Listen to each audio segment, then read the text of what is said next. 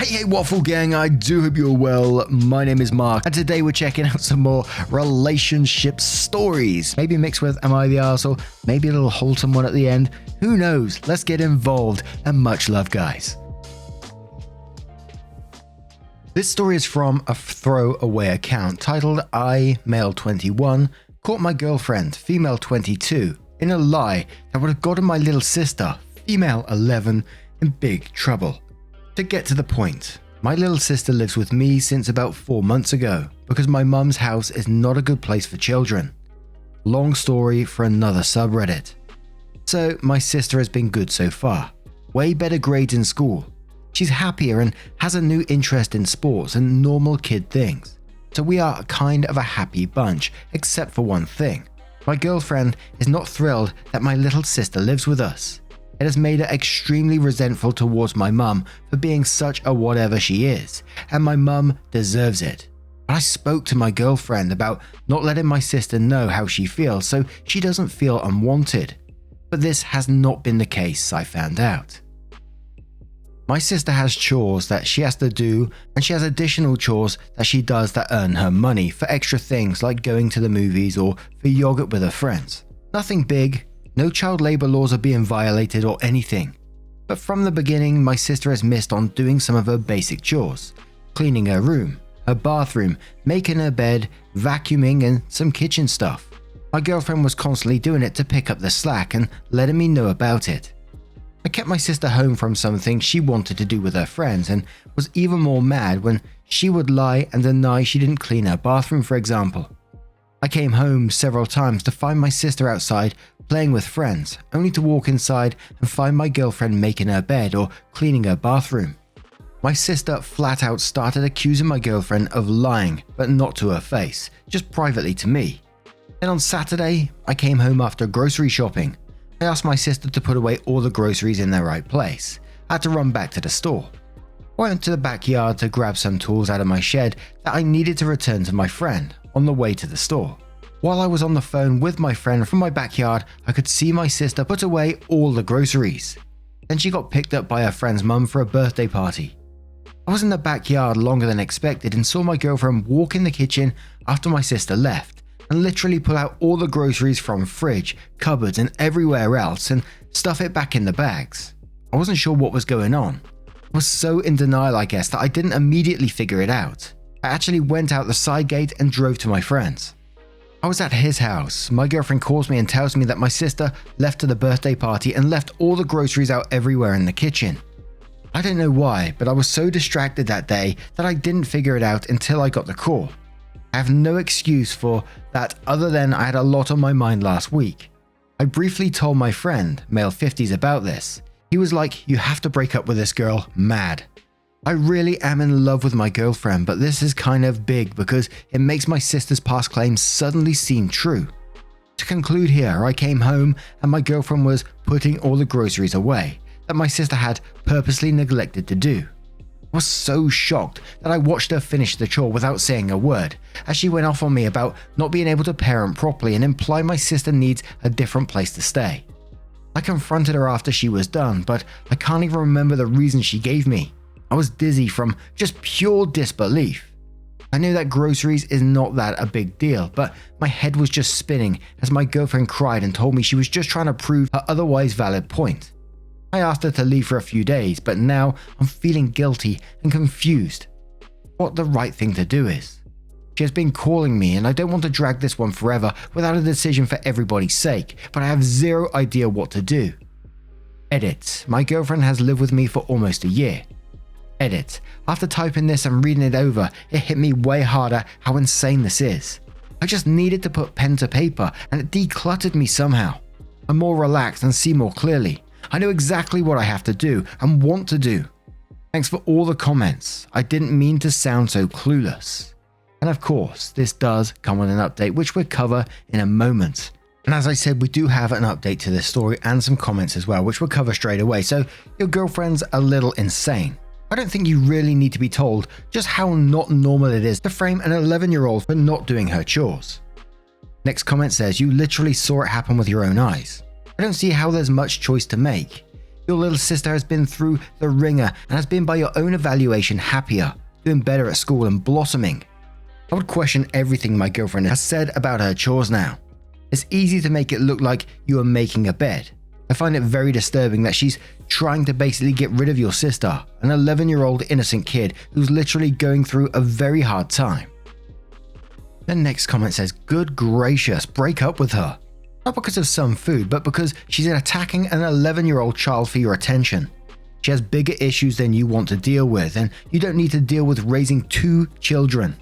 Someone who would hurt an 11-year-old kid for such a petty reason, and so deceptively, is not the kind of person you can trust or that you want to spend your time with. Break up with her. Don't take her back. Then, and this is the most important part, apologize to your sister. Tell her that you are sorry, that you wish you would have trusted her, and that you're going to do a better job in the future. Don't let her off the hook on any chores or anything because you feel guilty. Structure is her best friend right now. Just get your girlfriend out of your sister's life and move on.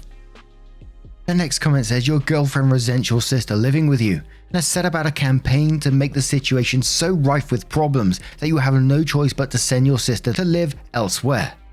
The girlfriend has to go. There has to be some degree of mental illness at play here because no sane and mentally healthy adult sets up an 11-year-old child to fail like this. Can you even begin to imagine what kind of parent your girlfriend would someday be? Every time she felt you were giving more love or attention to your child would pay somehow through some cruelty heaped on him or her by your girlfriend. I don't care what excuse the girlfriend gives, she has to go. I consider her a very real danger to your sister.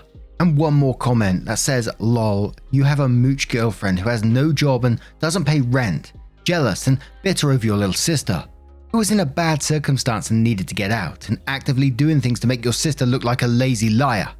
I would be in disbelief and shock if I saw my SO do that too. You saw the sister put everything away. Then your girlfriend took it all back out and told you she didn't. What? Lordy.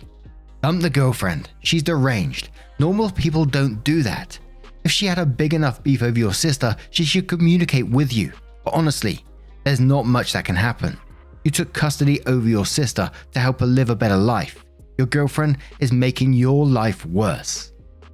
And I gotta agree with a lot of the comments here. What she did is so incredibly bad that she was trying to frame an 11-year-old like this, not communicate with you that, she's not comfortable with a living situation, actively try to get her kicked out of the house, thrown out of the house for poor behavior, for being lazy, for not doing her chores and all this kind of thing.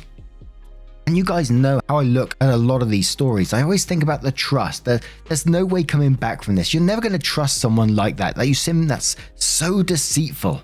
You're never going to gain that trust back for that person. So I can't see a future for that relationship. Maybe there is in the update. We shall see. I doubt it though. So OP starts off. I'll begin with the easy part. A quick update. I drove to my ex's parents' house on Tuesday and took her the rest of her stuff. It started out bumpy because her dad met me on the driveway and argued with me about what he sees as my sister being a spoiled brat and turning me against his daughter. As soon as I started losing it and raising my voice, my ex ran out and sent him inside the house. I told her we are over and I'm moving on. She made some empty threats, but I just told her to do what she has to do and walked away. That night I took the suggestion, repeated here, to take my sister for ice cream and apologize. She chose Frugos instead, as usual. So we went there and I explained how sorry I was and that I will be better. I told her that I totally believed her. She was happy to hear everything I had to say. It makes a huge difference to a child when you give a sincere apology, I could tell. She even texted a couple of her friends to gloat that my ex was gone. Okay, now the hard part. On Wednesday, I took her to the park to kick a soccer ball around and to have an overdue talk with her.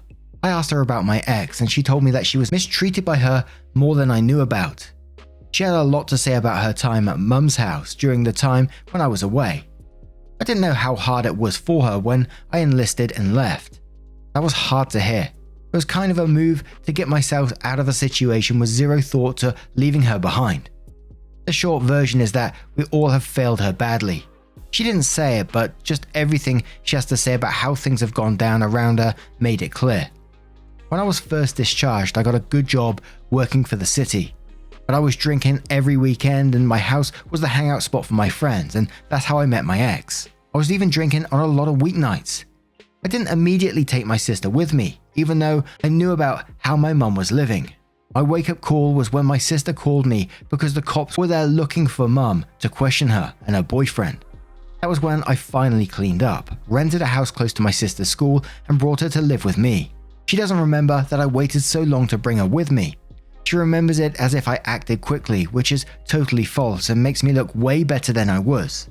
It was really shocking and brutal to hear things from her perspective. She has been through more than I can have imagined. She's a very strong person. So definitely no more girlfriends for me for a long time. That was an emotionally expensive lesson to learn with everything my sister had to go through, while I was being blind and dumb. I'm going to wait and literally become a monk until she's in college. She gets so many straight A's with some B's here and there. She has a bright future. Edit. I'm sure I'll date again someday. Right now I'm not ready, not even close. I might be a few months away from changing my mind, but a couple of years is more likely. I always find it incredibly sad when, especially like in this update, you see OP blaming themselves for what the sister went through.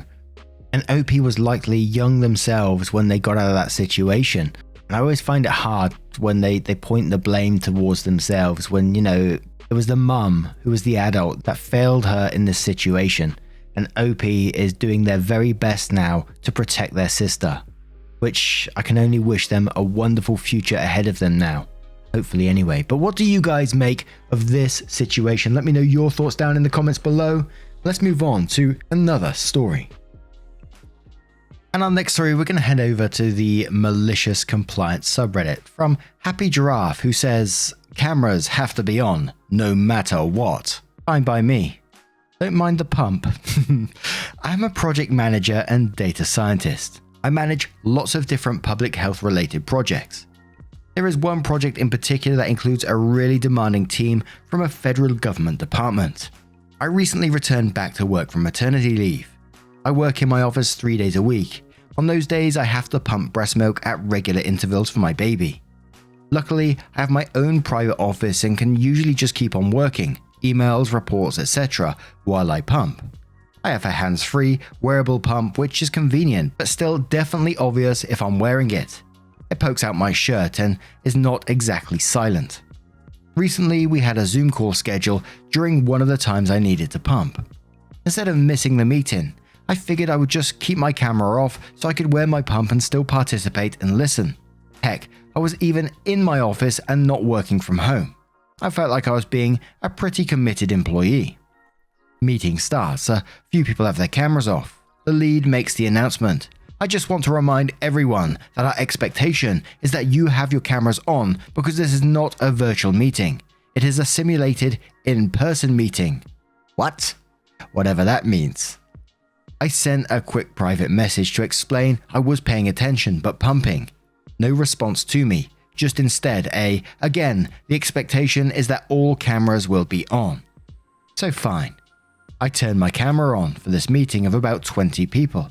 The camera isn't aimed at my chest, but certainly the top of my pump is clearly visible. I unmuted myself so you could also clearly hear the pump and just said, "Thank you for your patience, I was just adjusting my breast pump." The meeting continued awkwardly, with several other team managers letting me know privately it was fine to turn my camera off, but at that point, there really was no point in turning it off. At the most recent meeting, the announcement was, "Please turn on your cameras if you are comfortable doing so." I just love the fact that even after some people was messaging you, managers messaging you, letting you know privately, it's okay to turn your camera off now, but you was like, nope, you're getting what you asked for.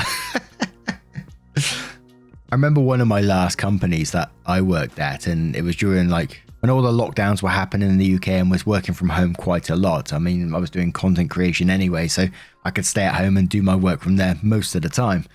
And they always insisted on having these Monday morning meetings where each of us would say what our week's plan is, what work we hope to achieve, and they had set things. So they had like your goal, your win for the week, your training, and you had to go through all these things. And it was just like it became a task in the end. It didn't make us more productive. It was just every morning we had to quickly write out this boring list of what will be happening. And it was pretty much the same every week. We're doing the same tasks. Or other members of the team didn't really understand what you were doing when you're like, I was explaining, oh, I'm going to be creating a transition for this video. And people just look at me like, what the fuck are you talking about? Not really caring. So it was all a bit pointless in some ways, but they insisted upon it. And one day I had someone coming round to do maintenance on our boiler, which happens to be fitted right above my computer screen at the time. The guy turned up and I let my boss know I've currently got like someone working on the boiler, which is above my computer. So it's pretty pointless me having the camera on at the moment. But he was like, no, you got to have your camera on. Otherwise it sets a bad example for everyone else. People will start turning their cameras off for whatever reason, willy-nilly. And I was like, honestly, there is no reason for me to have it on right now. It's pretty pointless me attending this meeting because there's going to be someone right next to me. And he was like, no, turn it on. So I ended up turning on the camera. And basically all you got was this guy's logo in front of the camera because basically his chest was in front of the camera working on the boiler above my monitor. I did ask the guy if he wanted me to move the monitor or anything like that. And he was like, nah, you just carry on. You just crack on. And occasionally when the guy wasn't leaning over the monitor, he'd pull back to go and get some tools or something and his face would pass straight past the camera. So people just kept getting a quick glimpse of his face just like passing across it. It was hilarious at the time. I wish I recorded it, to be fair. And, you know, when he was getting his tools out of his kit and I was just sat there looking at the camera, I just had a very bemused look on my face like, you know, this is what you asked for, you're getting it. But everyone else was looking at me like, why the hell have you got your camera on? It was just the boss that asked me for it. Holy moly. Some people, right?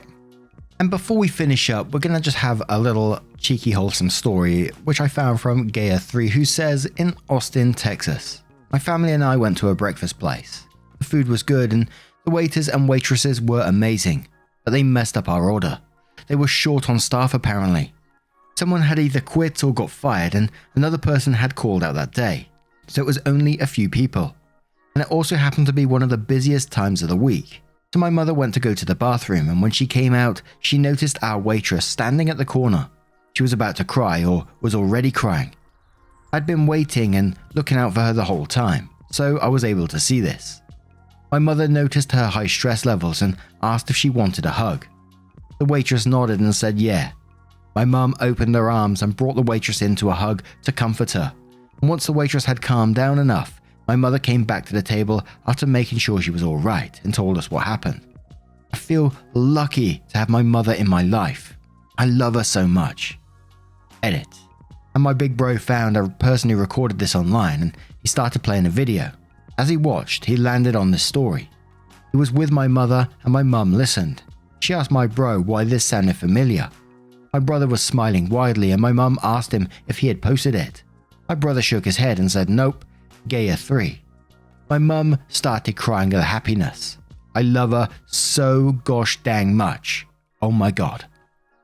And I told you guys about that one hug that I always remember from my boss when I was going through the traumatic times of my parents passing away and stuff like that. And it is just the most amazing thing when someone shows you some love like that. They have empathy for your situation, recognize what you're going through, and just that moment, it changes everything for the person who's going through it, their perspective. Obviously not everyone, but certainly for me, it changed things for me and just gave me that little bit of light while I was in a real dark place at that moment. And it's the simplest gesture. I mean, my boss may not even remember that, but I certainly will for the rest of my life. And I got a lot of love for the act that he did, and just like OP's mother in this story, probably changed that person's day, maybe even their life. Who knows? But do you have your own little wholesome stories? As always, I would love to hear them. r/Mark Narrations. Share yours there if you would like to. And just a huge thank you from the bottom of my heart for getting involved in today's stories. Your love, support, and time always means the absolute world. So thank you so much for being involved, for being incredible. And hopefully I'll see you in the next one. Take care and much love.